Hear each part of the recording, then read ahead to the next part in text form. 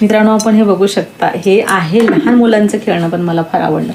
म्हणजे माईकवर गाणं म्हणण्यासाठी, एन्जॉय करण्यासाठी मला खूप आवडलं. माझी मुलगी म्हणत होती, अगं कशाला घेते तू?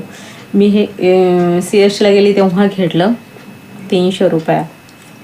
ऑनलाईन 500 रुपये बोलत होते, पण मला 300 रुपयात मिळाले.